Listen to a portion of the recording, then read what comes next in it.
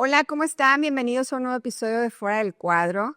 Hoy me acompaña alguien a quien admiro profundamente, no solo por su trayectoria, sino por la fuerza con la que ha sabido reinventarse una y otra vez.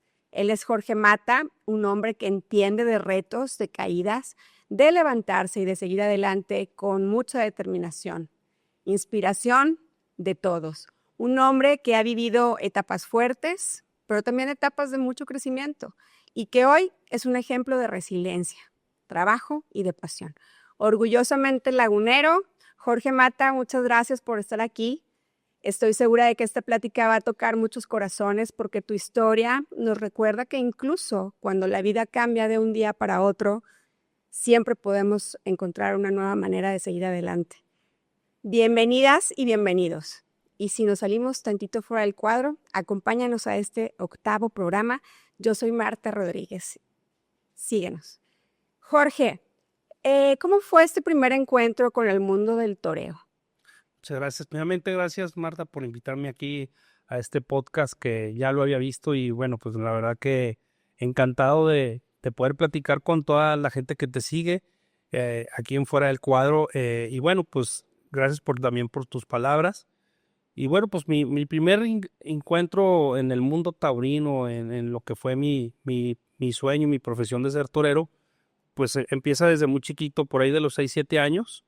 Mi papá me llevaba mucho a todos lados, ¿no? Tuve una niñez, la verdad que muy bonita, la recuerdo porque pues aquí en Torreón, nací aquí en Torreón y aquí había pues espectáculos de toros, béisbol, fútbol, había muchísimos los fines de semana que hacer en ese sentido, a las luchas libres, al box. Mi papá era de agarrar calle conmigo, yo recuerdo a 6, 7 años me agarró. El famoso gallito, lo El queremos gallo, mucho. que mucha gente aquí en La Laguna lo conocen como el gallo, el señor Benito Mata, una persona que mucha gente la quiere.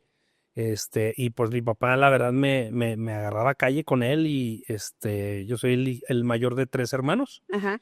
Y bueno, pues un día me llevó a una plaza de toros, a una corrida de toros con sus amigos. Y yo digo que me llevaba más que nada porque mi mamá no lo dejaba ahí solo. Llevaba Pues eso, el chaperón. llévate al niño para que puedas regresar. Y bueno, pues un día el encuentro lo tuve en la Plaza de Toros Monumental de Torreón, que hoy se llama Valente Arellano, y me tocó ver varias corridas con mi papá, pero hubo una corrida, un festejo taurino por el año 1983, 82, 83, recuerdo, que yo nací en el 75 y vi torear a un torero que paz descanse, que se llama Valente Arellano, que fue una figura famoso mundial del toreo internacional. Aquí en México fue la sensación a sus 20 años. Y me tocó verlo y me cautivó mucho el valor de Valente Arellano, cómo la gente, estaba la plaza llena, había 5,000 personas, y cómo la gente era un ídolo para la gente. Entonces, ese torero, al verlo yo de esa edad, de 6, 7 años, me impactó y fue mi ídolo, ¿no? Entonces, durante 2, 3 años que Valente toreó en la México, en muchas partes, pues yo veía la televisión, el periódico, y fue quien me inspiró para ser torero. Y de ahí te De enamoraste. ahí me enamoré de la fiesta brava, me cautivó porque mi papá me llevaba para el fútbol y pues me llamaba la atención, pero no me veía como un futbolista, como hoy llevas a los niños al Sí, estadio claro. y se hacen o los llevas al fútbol americano o los llevas no sé, algún espectáculo y los niños les nace ese gusto. A mí me nació ahí la fiesta brava, me cautivó y fui la verdad que impactado por Valente, y de ahí nació mi afición. ¿Y cómo tomó tu mamá el tema cuando le dijiste que Pues mira, querías que el tema, yo durante mi niñez jugaba a ser torero y yo, según en la escuela decía, todo el mundo se burlaba que yo iba a ser torero en la primaria, ¿no? La misma historia de todos, se fijan cuando uno cree en sí mismo y nadie más que uno mismo es el que Se burlaban de mí y luego después, como mi apellido es Mata, mis apellidos son Mata Carlos, Mata, pues me decían que iba el mataperros, el toreaperros. Entonces, en la primaria fue Así, durante la primaria yo jugaba agarraba las toallas y luego había fiestas o convivencias con la familia y me decían, órale, hazle como si fueras a torear. Entonces Y te ponías... todo el mundo se reía de mí y me ponían las poses. Afuera de las plazas de toros venden capotes chiquitos y trajes de torear. Entonces me compraban a mí todo eso. Yo no pedía Superman, Batman, yo no jugaba con carritos. Pedías el capote y la montera. Yo no jugaba con carritos, yo jugaba con hacer torero. Es decir, ese era mi mundo, ¿no? Claro. Entonces yo no tenía ídolos como el Hombre Araña o Hulk. No sé, en ese entonces mis ídolos eran toreros y Eloy Cavazos, Manolo Martínez. Esos eran mis ídolos, que eran figuras del toreo que yo los iba a ver a la Plaza de Toros. Entonces, claro. Ahí nació mi afición por los toros y ahí se me sembró en mi corazón el sueño de algún día tener la oportunidad de ser torero profesional y torear en esa plaza donde yo iba como niño aficionado, en esa monumental Plaza de Toros. Pero es distinto cuando te llevan de chavito a que te diga tu hijo, mamá, quiero ser torero, Sí. papá, quiero ser torero, ya es otra historia. Sí, eso ya pasan los años. Muere Valente Arellano trágicamente en un accidente de motocicleta en la Avenida Juárez a los 21 años. Y eso me impactó muchísimo. Yo lloré mucho la muerte de Valente. Las ironías de la vida, ¿no? Sí, yo lloré mucho. Me enteré en el periódico un domingo 4 de agosto a las 10 de la mañana porque me recuerdo que yo vivía con mis abuelos maternos en la ampliación Los Ángeles y mi abuelo me decía, para darte el domingo necesito que tú vayas y compres el periódico al puesto de periódicos que estaba ahí por la Avenida Juárez y por ahí por la Plaza Mayor. ¿Y caminabas hasta allá? Caminaba hasta allá para ir a comprar el Siglo de Torreón los domingos. Me levantaba a las 8 de la mañana y me iba y luego compraba, pues me cargaban que para desayunar.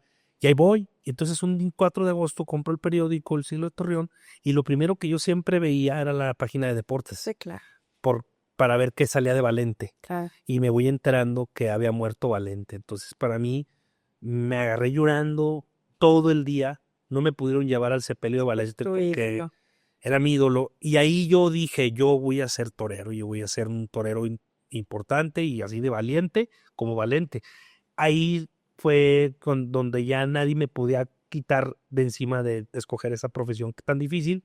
Y a mi mamá se lo tuve que decir cuando yo ya estaba en secundaria y ya estaba entrando a prepa y yo ya estaba en la edad de irme a entrenar con los novieros que había en el bosque.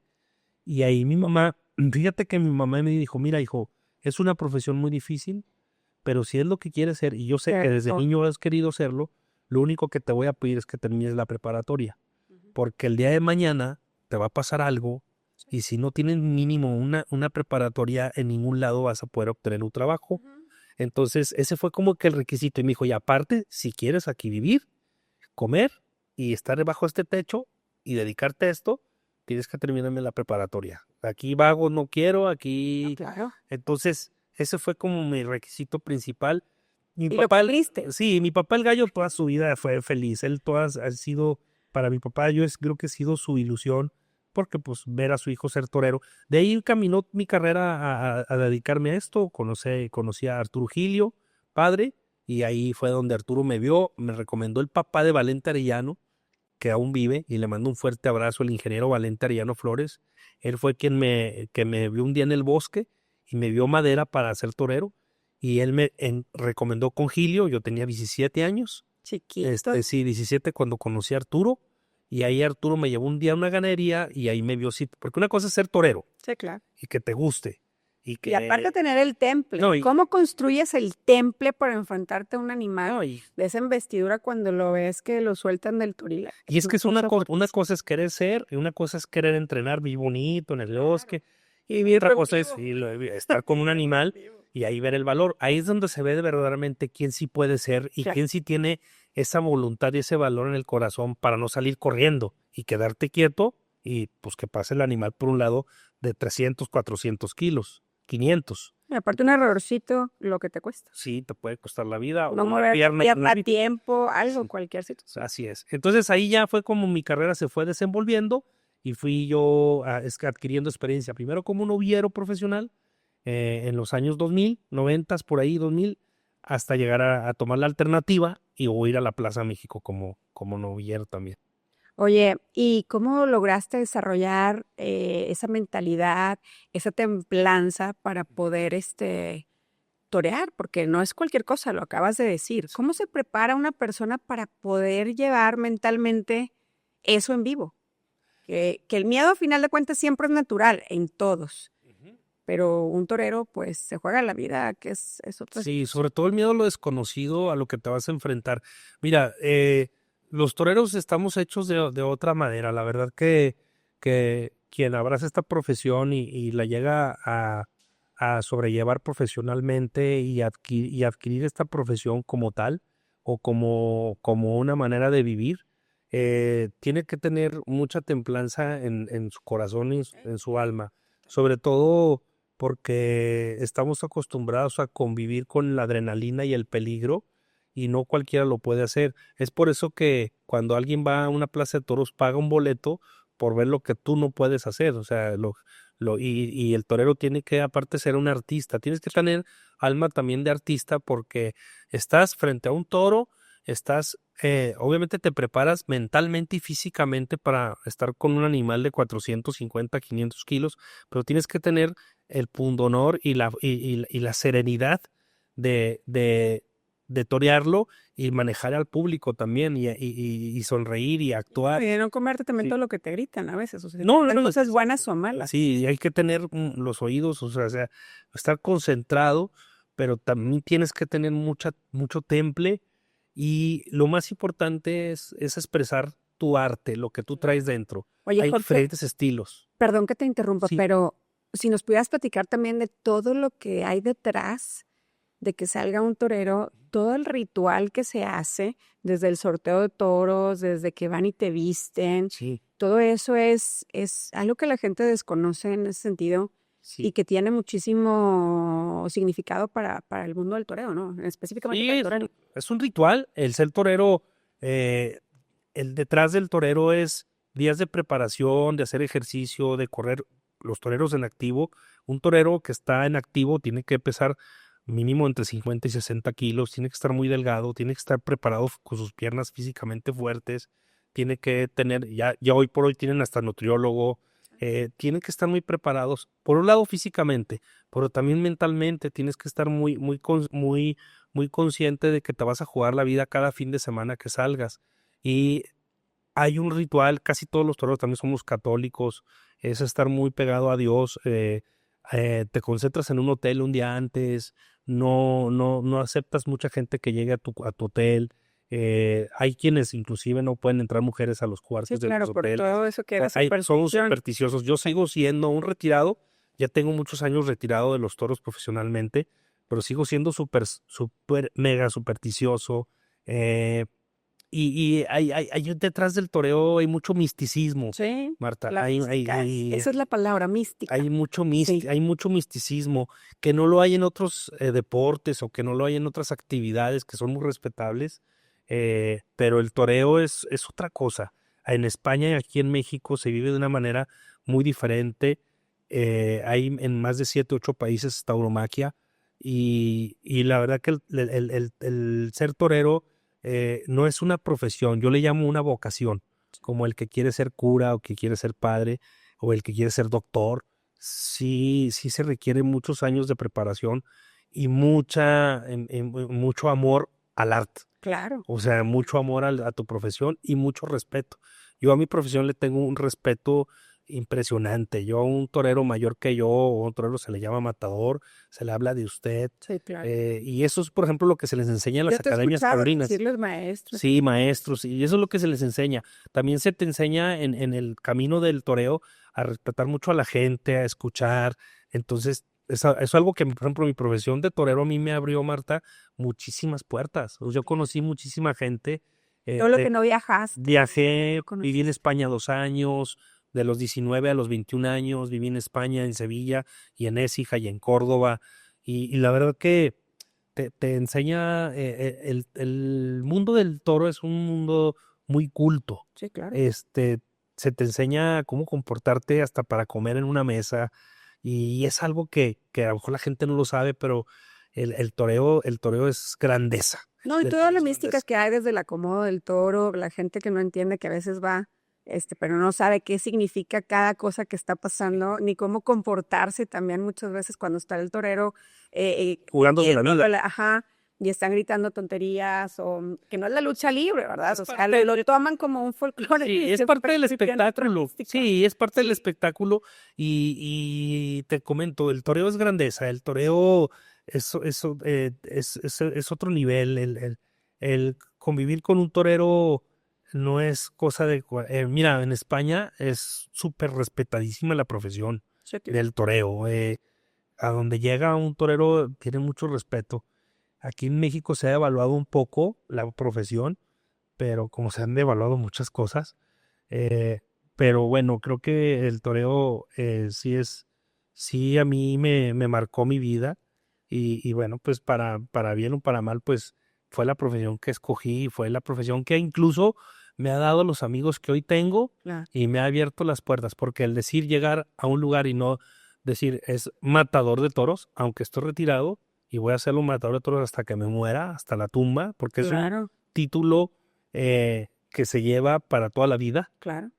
El llegar a un lugar y tocar la puerta o la oficina con algún ejecutivo, con algún político, con algún empresario, el decir es el matador, Matador. la verdad que te abre muchas puertas y ya está en uno, pues saber aprovecharlas, ¿verdad? Claro. ¿Y hay en específico alguna tarde, alguna corrida, algún toro en especial que tengas guardado en tu mente como Sí. la mayor de tus glorias? No, hombre, Marta, hay muchos recuerdos. La verdad que me dediqué 18 años a esto. Tengo muchos recuerdos de mi profesión, tardes importantes, tardes muy malas, tardes muy buenas. Por ejemplo, fíjate que tengo muy marcada una tarde cuando yo, te voy a contar esta anécdota si me permites aquí a toda la gente de fuera del cuadro, Sí, claro. que la he contado muy pocas veces, en muy pocas entrevistas.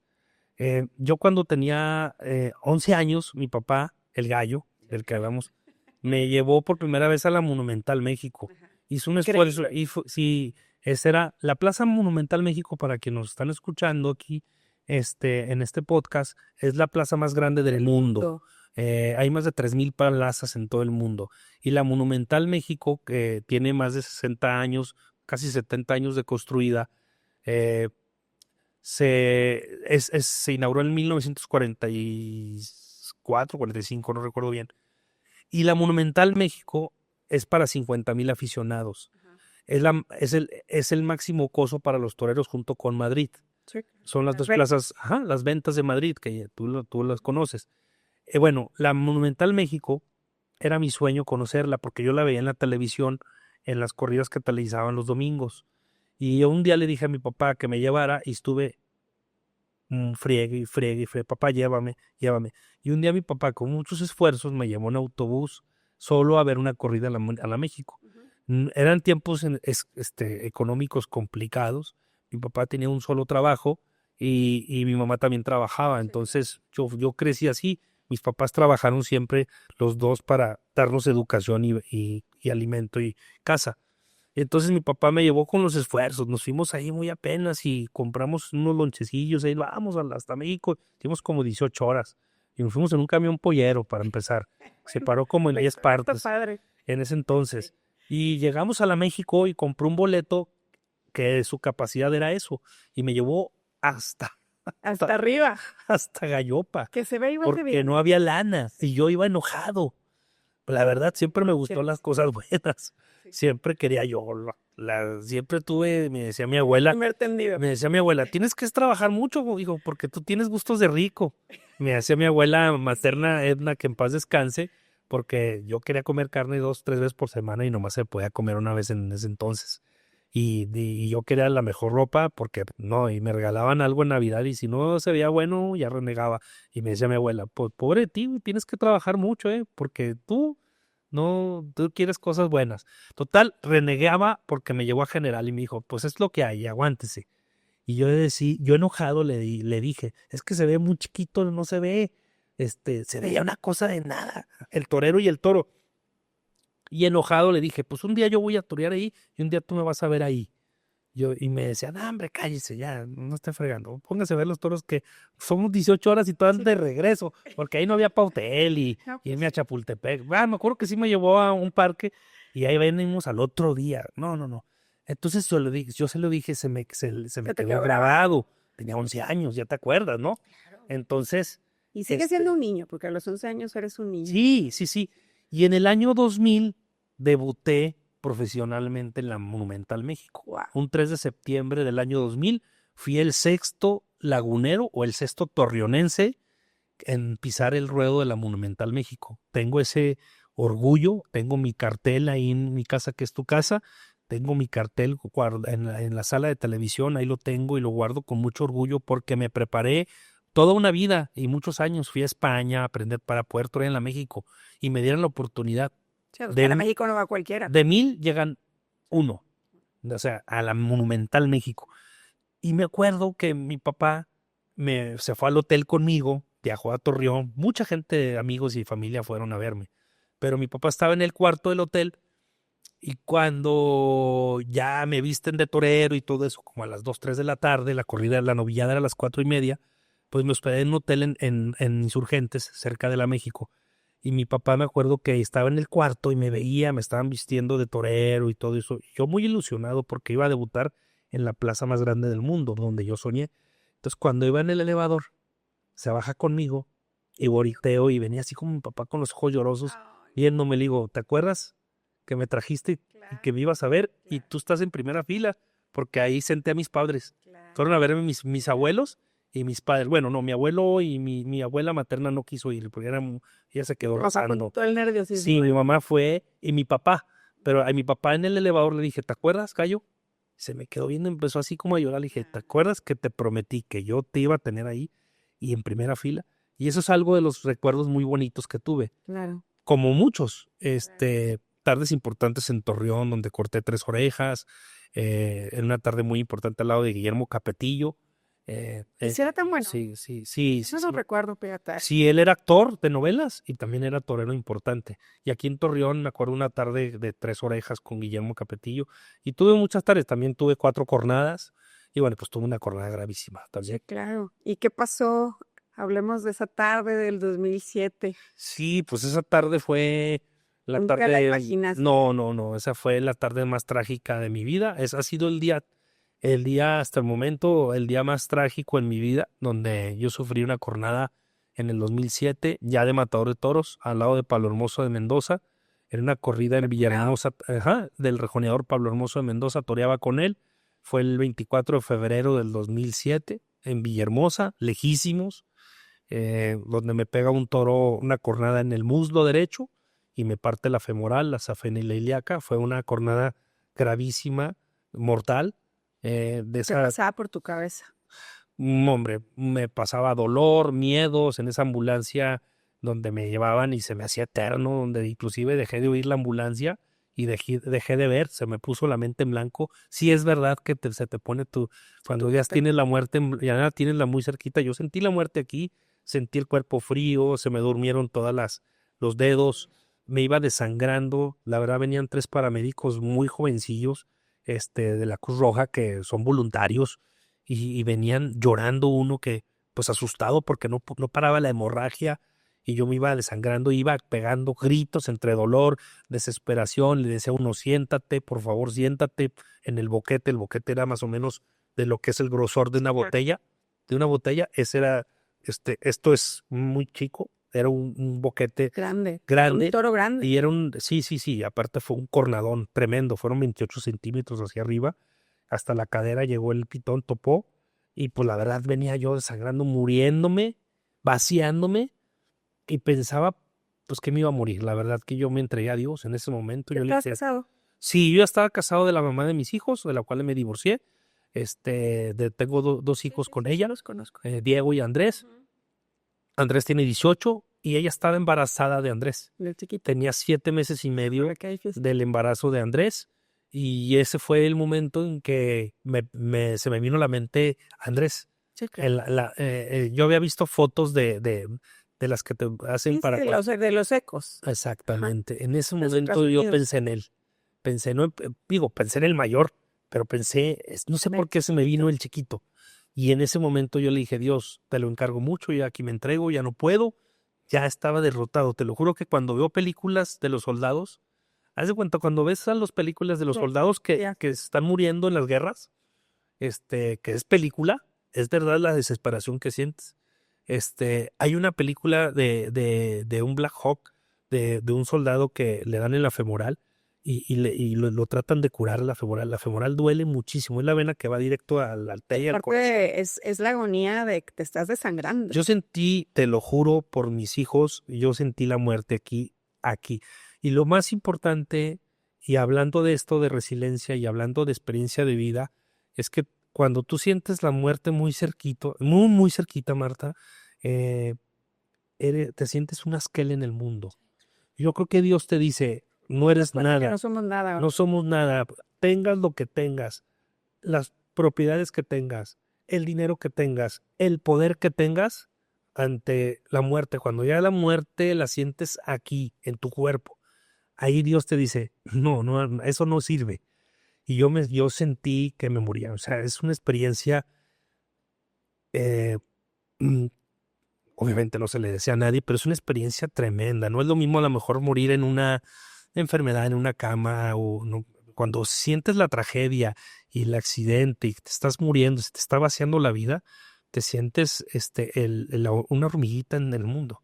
Claro. Y así me sentí yo. Yo me entregué a Dios y de repente ya no supe de mí. Solamente dejé de oír y de ver. Ya no veía nada. La ambulancia, te digo, La torreta. la torreta ya no la escuché. Se te va el sonido. Sientes un pillido y ya no escuchas. Y ya nada más sentí como que me manipulaban, pero ya no veía. Y yo siento que fue cuando llegué. Y inmediatamente me conectaron a una transfusión. Y ahí. Y ahí ya ya ahí ya no supe nada. Hasta el cuarto día desperté intubado y con un ventilador. Y desperté en coma. O sea, de un coma de 4 días, desperté en la terapia intensiva de ese hospital, que me llevaron al final a un hospital estatal, que estaba de la como, Antihispánico. como están muchos de los hospitales estatales de muchas partes del Muy país, carentes. muy carentes, me dejaron en ese hospital que se llama Rovirosa, güey, de Tabasco, de Villahermosa. No me llevaron a una clínica privada, era lo más cercano que había. Y ahí fue donde, sí, ahí fue donde me dieron en la torre porque me operaron y me conectaron nada más de la vena, pero no me limpiaron y me dejaron mi pierna gangrenada. Y fue un viacrucis tremendo que derivó en 38 cirugías para poder salvar la pierna y caminar, que al final las 38 cirugías... Hasta la madre ya. Sí, fueron 7 años. Después de la cornada se me vino un proceso complicado de vida, porque después de la cornada luego nace Andrés y yo estaba en el hospital Ángeles de esta ciudad donde duré 3 meses internado en el 2007. La cornada fue en febrero y Andrés nace en mayo, el 14 de mayo. Yo seguí internado ahí, la pierna seguía gangrenada. Me atendía el doctor Barbachano, que hizo hasta lo imposible por quitarme esa gangrena, que al final lo logró. Pero nace Andrés, lo pude ver nada más medio minuto porque yo estaba con mi pierna gangrenada y estaba cuarto con cuarto. O sea, estaba la mamá de Andrés. Recién nacido, estaba la mamá de Andrés. Estaba la mamá y yo estaba en el otro cuarto y solamente pasé en silla de ruedas, lo cargué, pero esa fue la mayor motivación que tuve en mi vida, cargar a Andrés. Y dije, no hombre, pues aquí no te rajes, cabrón, pues aquí tienes tienes uno de 2 años y medio que ahorita tiene 21 y estudia carrera de economía, a Diego, que es mi más grande orgullo. El Diego está ya viviendo en la Ciudad de México, pero ese niño tenía 2 años y medio, Dieguito. Y luego está con Andrés y lo veo y digo, ¿de ahora qué hago? Con mi pierna así, en una silla de ruedas con Andrés, y volteo y digo, ¿ahora qué hago? Pues ahora sí, porque me dijeron, ya no vas a caminar, ya no vas a poder volver a caminar y mucho menos torear, tu carrera se acabó. Y no había estudiado. No tenía una carrera de licenciatura, no tenía una empresa, no tenía un trabajo. Yo me dedicaba a ser torero. Sí, claro. Y soñaba con ser figura del toreo. Entonces, con un bebé aquí. Entonces lo entregué. A los 2 días se fue Andrés y su mamá y me quedé yo ahí todavía 25 días. Y después de eso regreso a la casa y pues con un niño chiquito, y después de 2 años de estar así, me divorcio. Entonces se me vinieron muchas complicaciones. Me divorcio con mi pierna afectada, Sí, claro. me divorcio con un futuro Con el mundo incierto, encima. sí, un futuro incierto económico, porque tenía que mantener dos niños, darles estudios, y por diversas circunstancias, que es un divorcio donde hay Sí, claro. hay dos partes, pues me tengo que aceptar la situación de divorciarme en el 2009, con mi pierna muy jodida, con mi pierna aún, andaba yo en la cirugía 25 por ahí, fueron 38 cirugías. Acepto la situación de validar un divorcio y de enfrentar la vida con mis 2 hijos y yo nada más. Claro.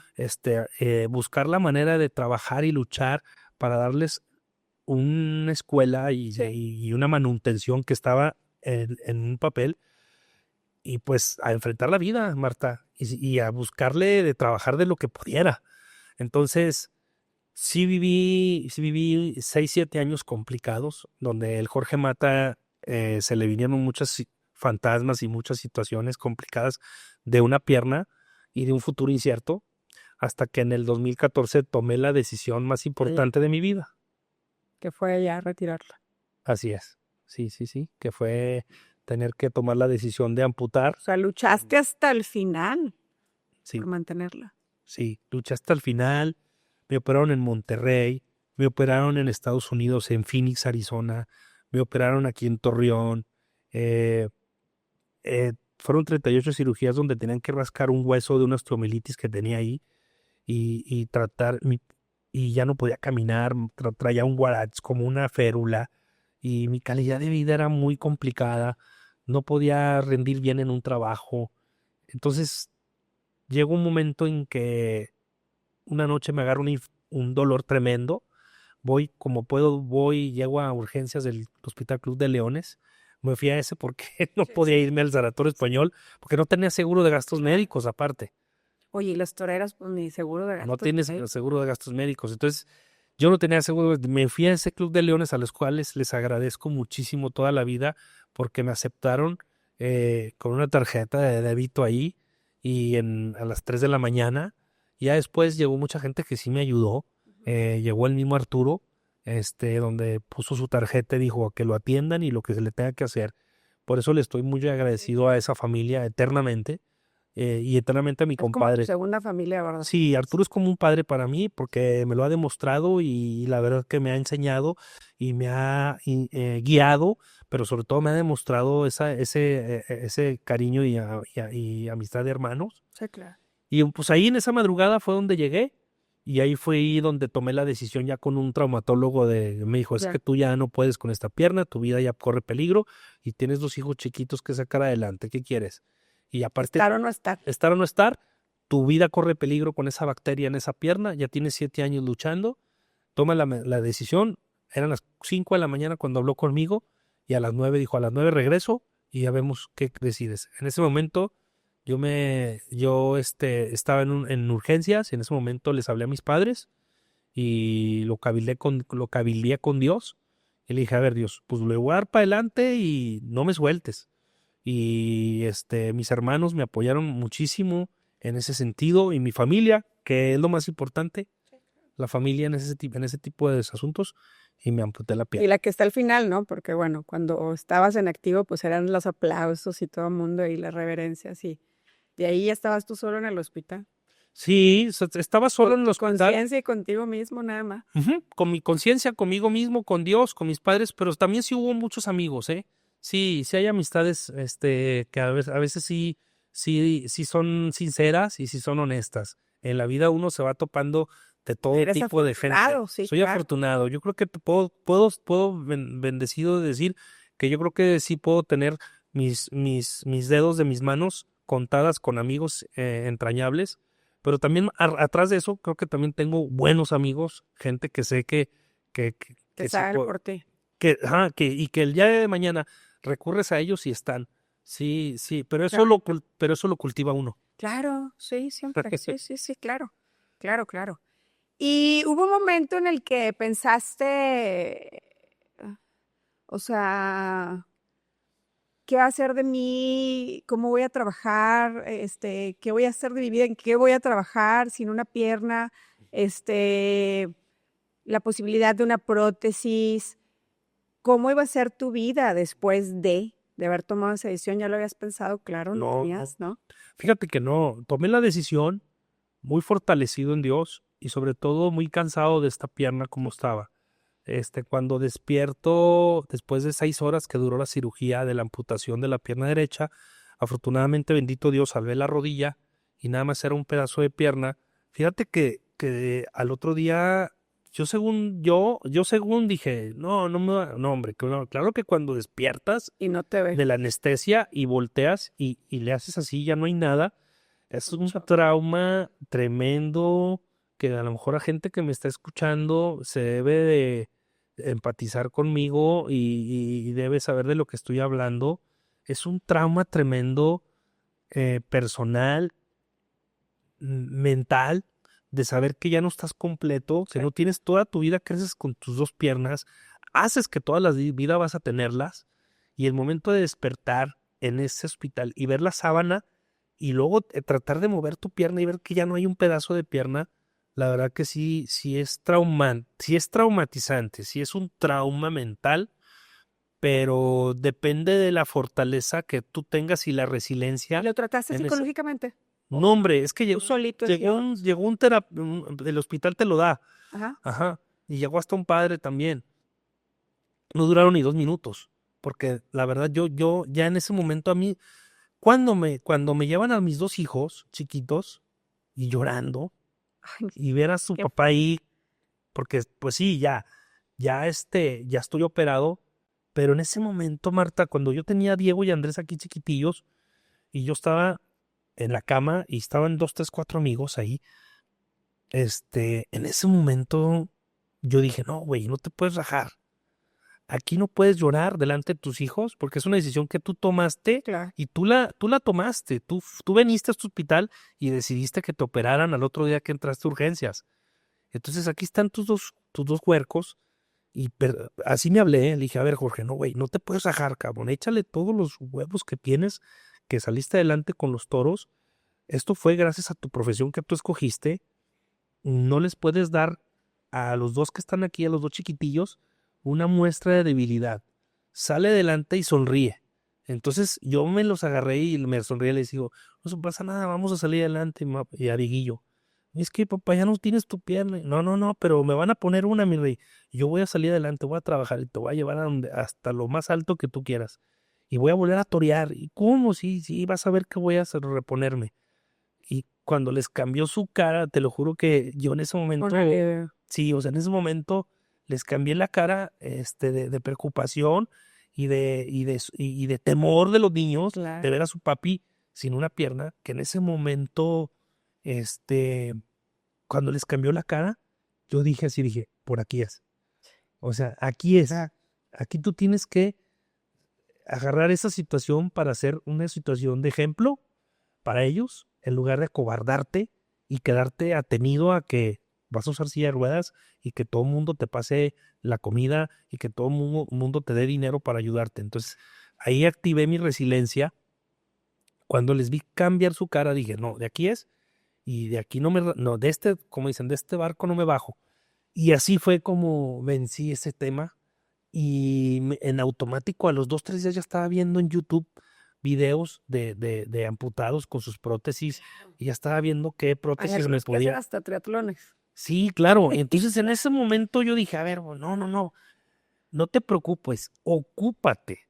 Me fui en ese momento a vivir con mi mamá porque no, yo vivía solo, pero no podía estar solo, amputado, y me dijeron los doctores, tienes que estar con alguien que te esté porque te van a venir dolores y te van a venir, te tenemos que vendar, te tienen que vendar. Entonces, yo la verdad que sí, activé rápido la resiliencia. Y de ahí Es- naces, del ruedo y de las vivencias y de la tragedia a tu etapa empresarial. ¿O Sí, cómo sí, de nace ahí eso? me cambió el chip. De ahí dejé ese Jorge Mata afligido, con complicaciones, que venía de un divorcio, que venía de una cornada, que venía de un tema económico de derrotas, de negocios fallidos, estuve trabajando en Gómez Palacio, en el deporte, en el gobierno, pero no era lo que yo quería.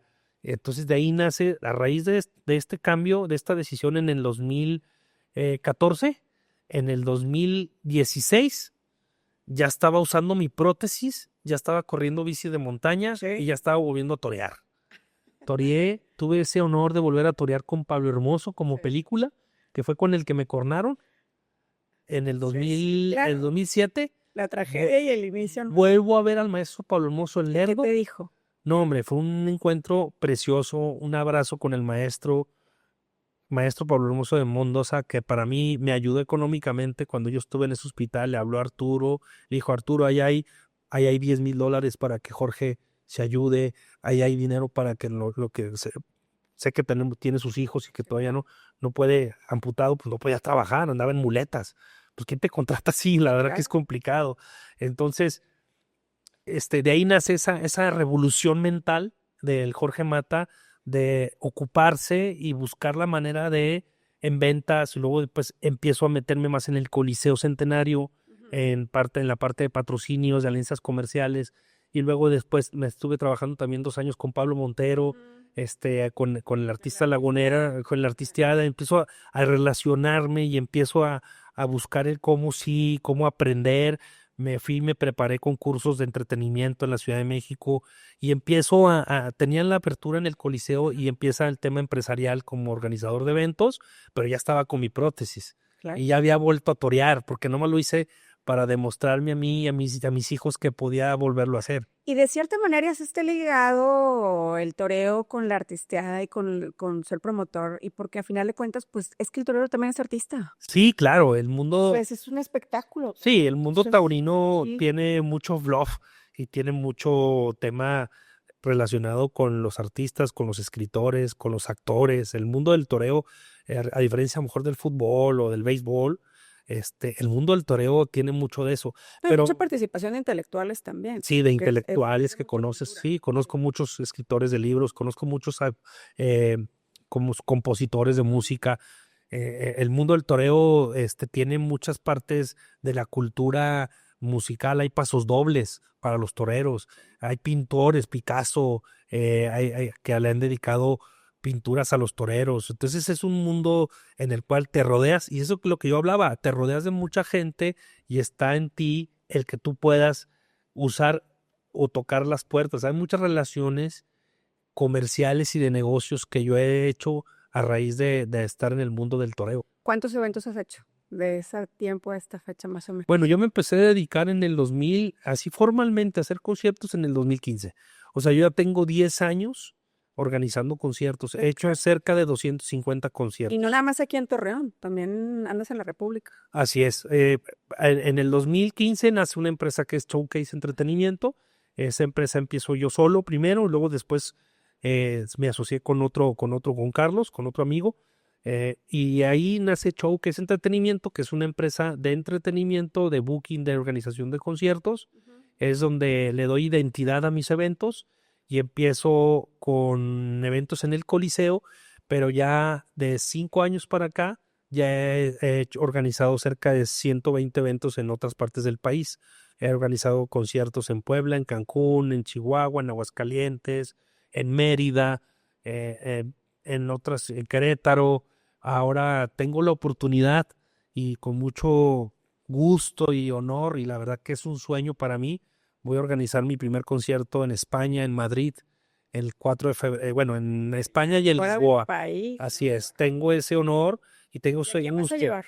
Llevo a Art Supply, que es una banda australiana. Sí, muy famosa. Muy famosa de los años 70. Ya medio vintage, pero sí. Sí, claro. Las generaciones no van a saber quién. No, las nuevas generaciones no conocen, pero Art Supply es una banda australiana que ha conservado esa identidad y han dado la vuelta al mundo. Cantan desde están cumpliendo justo 50 años como banda. Y 2026 es su 50 aniversario y escogieron a nuestra empresa para que les organice con su primera presentación en Madrid, en el Palacio Vistalegre de Madrid, que es una arena de conciertos muy fuerte en Madrid, y en Lisboa. Entonces voy a debutar internacionalmente. Entonces sí, la verdad que hemos ido poco a poco picando piedra. Hay muchas empresas de entretenimiento a nivel nacional.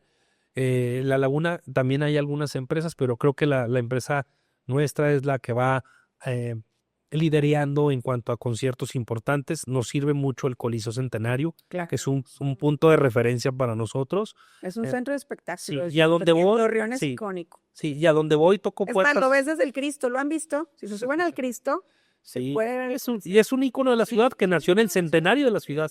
Nació en el centenario de la ciudad, Coliseo Centenario, y bueno, a donde voy y toco las puertas, la verdad, cuando pongo la referencia del Coliseo, pues se abren. Claro. O sea, eso es ¿Y una... cuáles han sido los artistas más grandes que has traído? Digo, ya yo le sé varios, pero que me los diga. No, a todos ha sido. O todos voy, lo que me diga. Sí, no. Pues ha habido muchos artistas, la verdad que... La última, la más grande. Mira, uno de los sueños más importantes que tuve como promotor ha sido presentar un artista de talla mundial y en mi tierra. Sí. Y eso se me concedió este año. Tuve el honor y el gusto y sobre todo la oportunidad, así lo veo, de organizar el concierto de Shakira. Sí, claro. En el estadio TCM, que fue para 30,000 personas, que fueron 29,900 personas. En el TCM, que es un estadio también emblemático, uno de los más bonitos de Latinoamérica y de la ciudad, del país. Y tuve ese gusto, como yo lo digo, en los 118 años de la ciudad de Torreón. Pero andaba estresadísimo. Luego días súper estresados.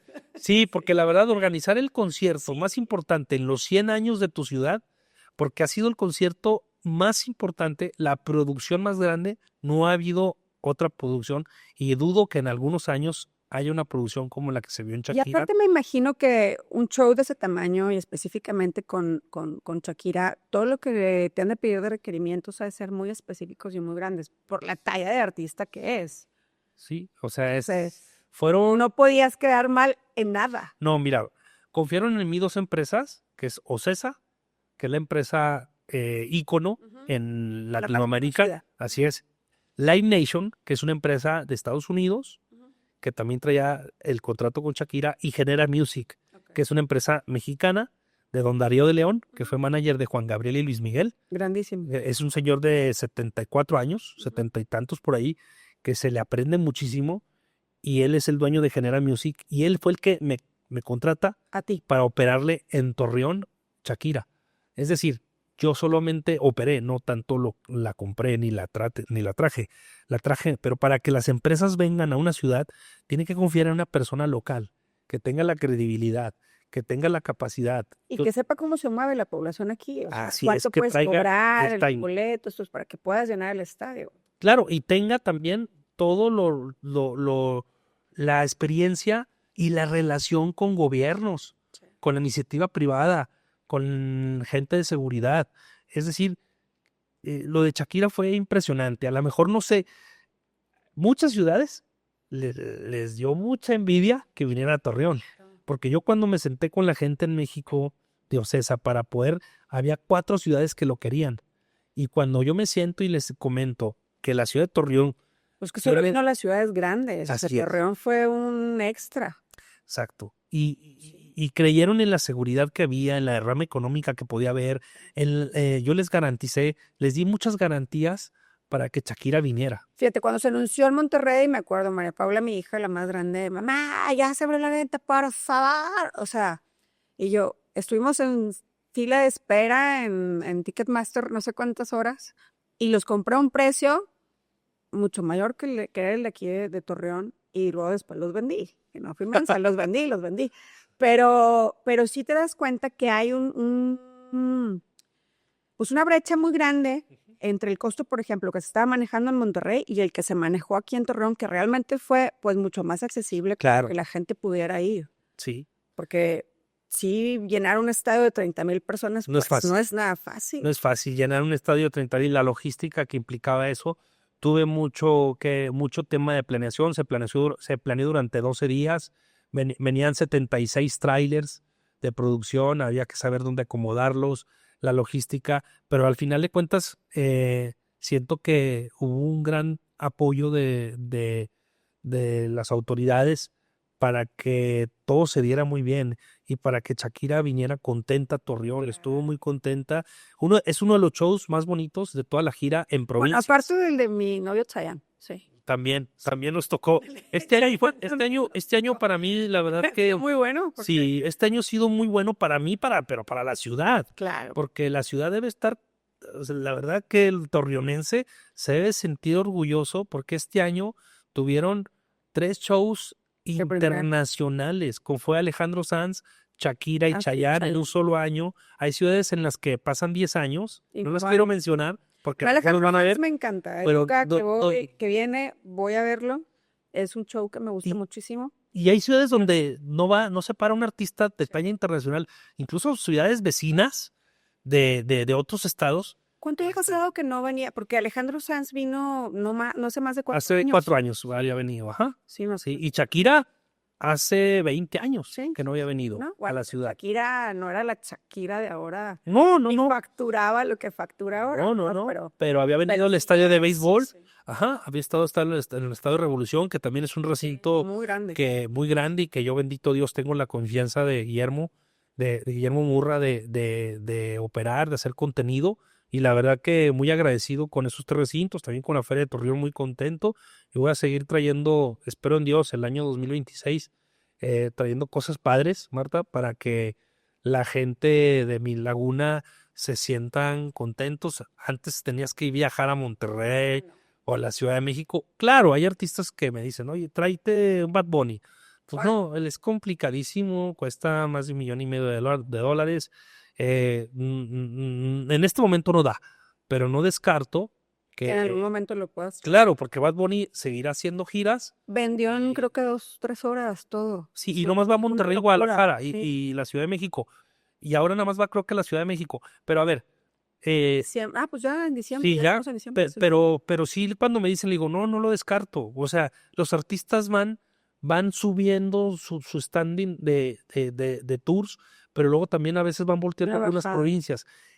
¿Qué tengo que hacer yo? Que creo que lo he estado haciendo, es responderle a Ocesa. Sí. Y Ocesa cuando voltea a Torreón, voltean a tu servidor. Estoy muy contento y orgulloso de eso. Entonces, cuando Ocesa voltee para un Bad Bunny o para un Coldplay o artistas de esa talla, estoy seguro que como se hizo en el Coldplay, TCM, cámara. Tiro, porque lo andan que gente. cuando tenemos todas las condiciones restauranteras, hoteleras, de seguridad, de servicios. La verdad, la ciudad de Torreón, créanme, yo viajo mucho porque hago muchos shows en otras ciudades y me dicen, oye, qué bárbaros Torreón, cómo ha crecido, cómo se ha desarrollado, no dejen eso. Pero lo más importante es que la ciudad tiene los servicios y la seguridad para que puedan venir grandes artistas. Entonces, Sí, claro. no descarten que Importante, que el 2026 los sorprenda con algún show internacional de talla mundial. Sí. Porque Verás, pues hay diferentes shows, lo pero esperamos en Torreón y confiamos totalmente en tu trabajo, no, hombre. en el trabajo que se está haciendo en Torreón y el crecimiento que tiene también. Y esa calidez, ¿no? Que tenemos los laguneros, Sí, que somos no, y sí, somos sí. cálidos. En el la Coliseo gente se aquí es prende muy por- abierta, muy Se cálida, prende bonito y a muy veces buena onda. Sí, no, a veces he ido a otras ciudades donde digo, no, hombre, estos no aplauden, Sí, esta aquí gente no se sí, prende. Y en Torreón, la verdad que la gente ahora cálida. ya la gente de la Laguna es muy exigente. ¿Viste el partido de la selección donde Sí, la bucha. los abucharon? La gente salió enojadísima. ¿Por qué? Porque están acostumbrados a buenos espectáculos y a que pagan un boleto y Y a que exigen. y exigen. Sí. Y eso como promotor uno lo tiene que aceptar. Oh, claro. ¿Y qué enseñanzas te deja tu experiencia de vida y qué pudieras decirle a los jóvenes que hoy nos están viendo, a las personas que tienen alguna situación a lo mejor complicada, difícil, y que hoy en día pues tenemos que aprender a mirar siempre positivo las situaciones que a veces no nos llegan favorables, ¿no? ¿Qué quisieras decirle a la gente de Torreón?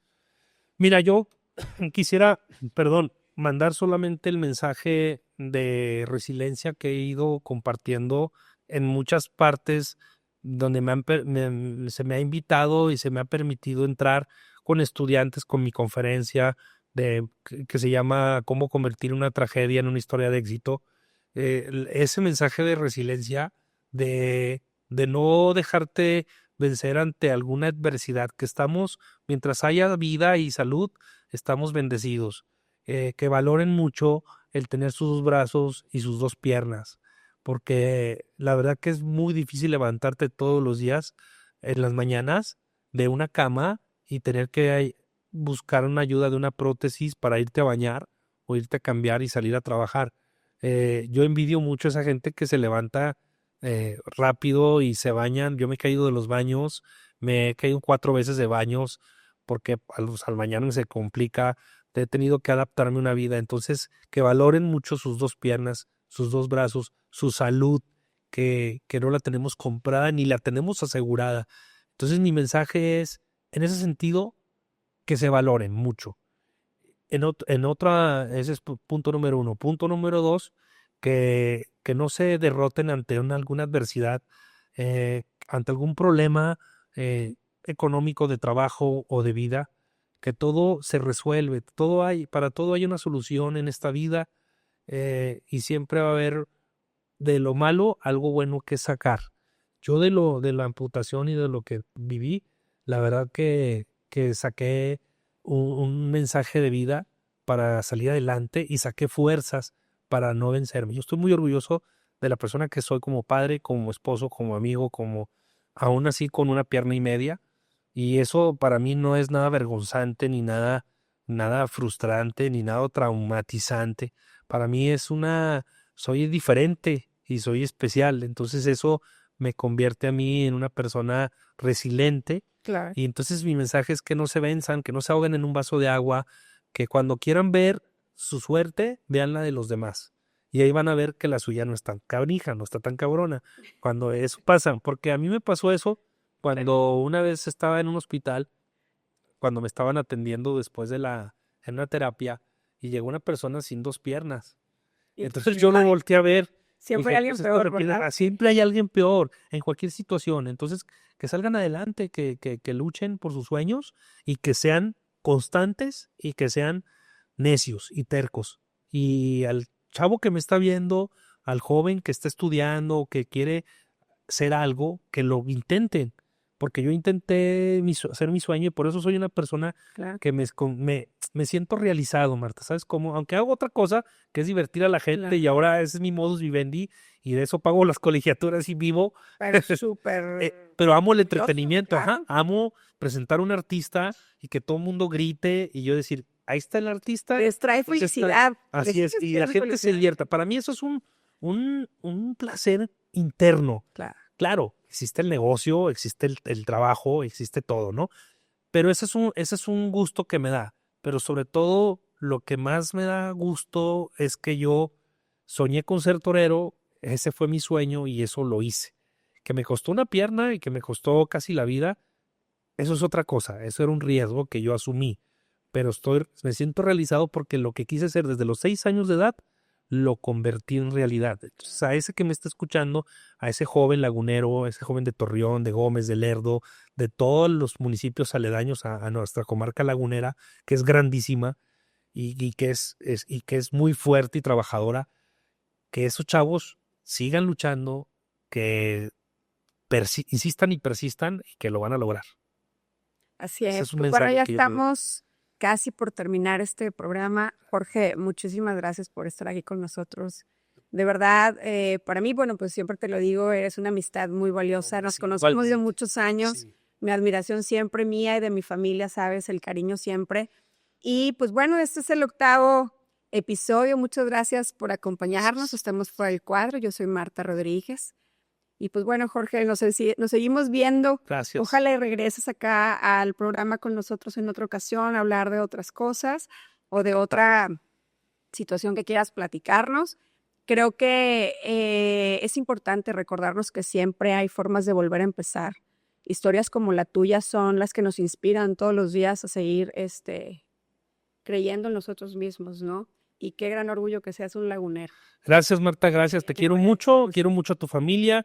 Para mí también es una persona admirable, una mujer admirable. Hoy las mujeres eres un ejemplo y referente de las mujeres trabajadoras, madre de familia, esposa, mamá, luchona, trabajadora y siempre, sobre todo, sí, y sobre todo que está siendo referente hoy por hoy en las mujeres en la comarca lagunera. Y bueno, pues me une a ti una amistad entrañable con tu familia y contigo, y muy agradecido que me hayan permitido todo tu equipo de trabajo de aquí de Fuera del Cuadro platicar un poquito de mi experiencia y pues mandarles un fuerte abrazo y que sigas con esa chispa de vida, transmitiendo ese mensaje, y también sigas apoyando mucho a la población. Muchísimas gracias, Jorge, pues recibidos tus bonitos comentarios. Y pues bueno, esto fue Fuera del Cuadro. Amigos y amigas, acuérdense de seguirnos en nuestras redes sociales. Nos vemos el lunes a las 6 de la tarde. Espérenlo. Muchas gracias.